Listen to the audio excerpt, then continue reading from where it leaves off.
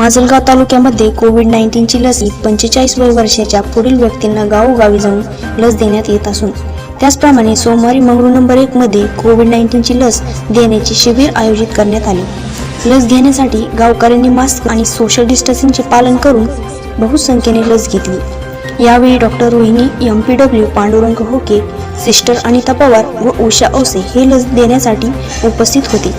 कोविड-19ची लस सर्व देशातील नागरिकांनी घ्यावी असे मंगरूळ नंबर 1 जिल्हा परिषद प्राथमिक शाळेचे आदर्श शिक्षक नंदकुमार कुलकर्णी सर यांनी सांगितले। आज मंगरूळ नंबर 1 या उपकेंद्रांतर्गत 45 वर्ष वया पुढील नागरिकांना कोविडशिल्ड प्रतिबंधात्मक लस या ठिकाणी देण्यास सुरुवात करण्यात आलेली आहे।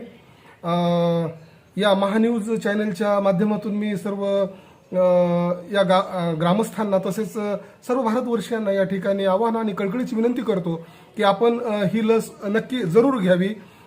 काही अज्ञानापोटी काही जण या लसीबाबत अपप्रचार करत आहेत।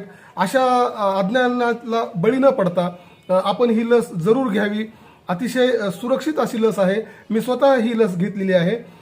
या लसमुळे आपलं या कोरोनापासून बचाव नक्की होणार आहे आणि आपल्या शरीरामध्ये अँटीबॉडीज तयार होऊन आपल्या शरीराची रोगप्रतिकार शक्ती कमालीची वाढणार आहे आणि इतरही कोणतेही साथीचे रोग आपल्याला यामुळे होणार नाहीत। त्यामुळे ही अतिशय सुंदर अशी लस आहे।